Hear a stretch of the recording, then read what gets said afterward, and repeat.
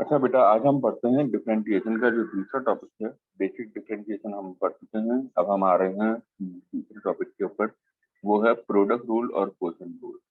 Basically product rule और question rule होता क्या है, पहले हम आपको प्रोडक्ट रूल के बारे में बताएं। ठीक है। प्रोडक्ट रूल क्या चीज होती है? प्रोडक्ट रूल का मतलब ये होता है कि हमारे पास कोई भी दो फंक्शन है, मिसाल के तौर पे एक ए है और दूसरा बी है। ये दो अलग अलग फंक्शन है। ठीक है। इन दोनों का जब आपस में मल्टीप्लाई हो रहा होता है तो इसको हम प्रोडक्ट कहते हैं। ठीक है।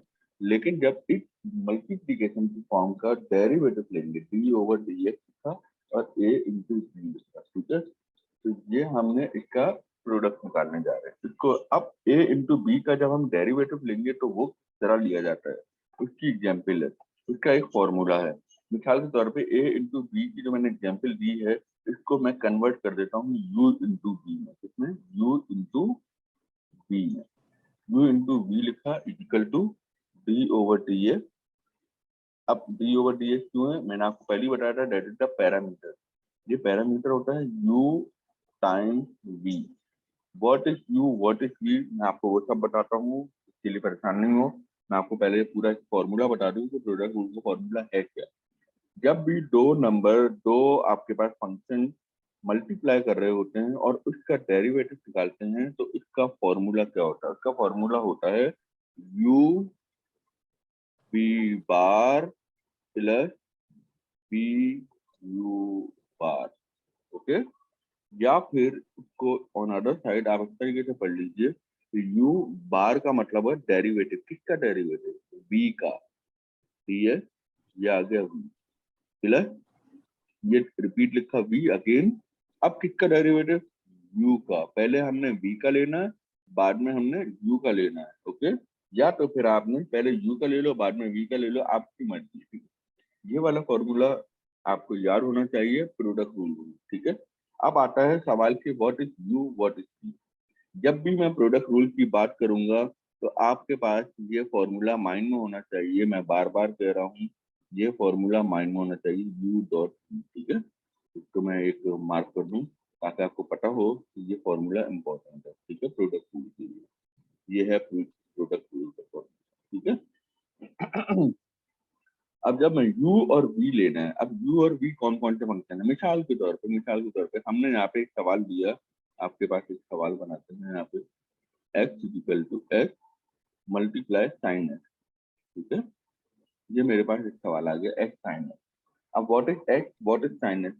आपने यहाँ पे ये देखना है कि पहला जो है, पहला जो होता है वो होता है u, और जो दूसरा होता है वो होता है v।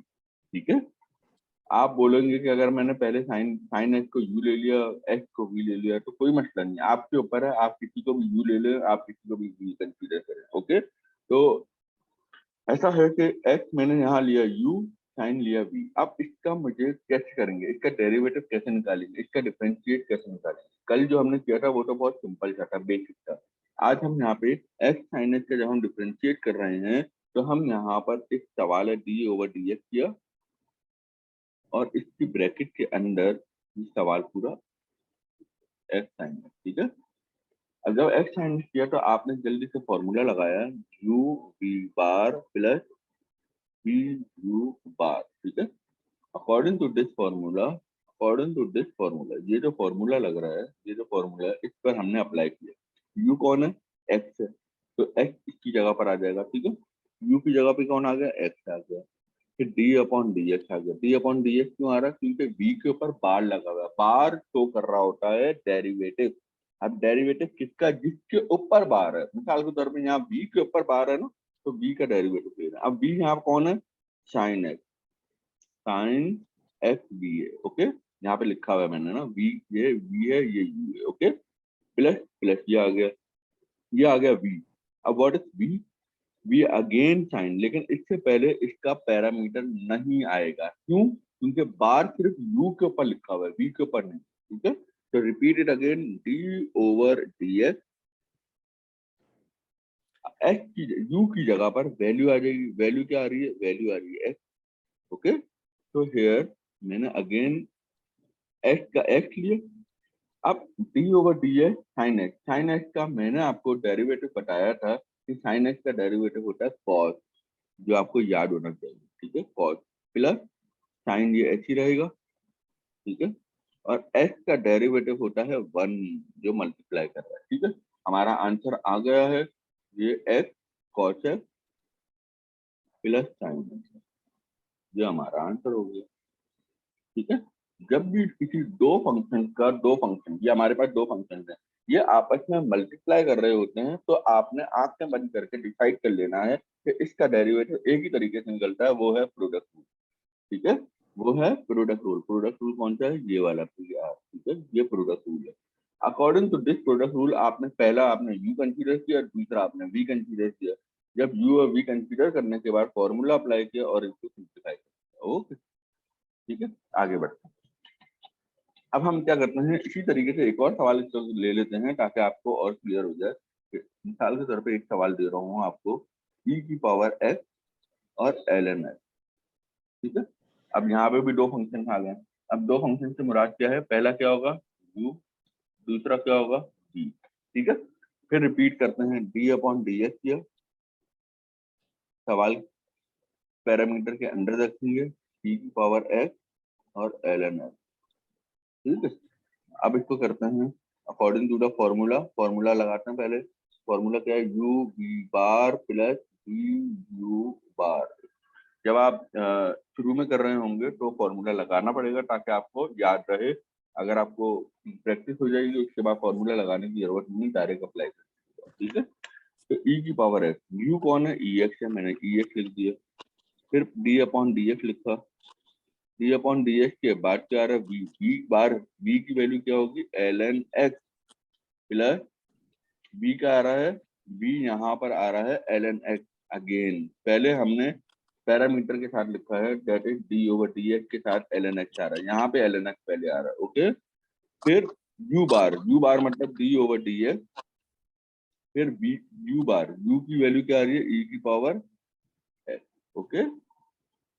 अब इस लाइन को मैं दोबारा समझा देता हूँ। u की जगह पर मैंने ex लिखा है, v बार, बार मतलब derivative d over dx, v की जगह ln x आ गया, प्लस का प्लस, v की जगह ln x आ गया, d अपॉन dx हो गया, और बार की जगह ex आ गया, ठीक है।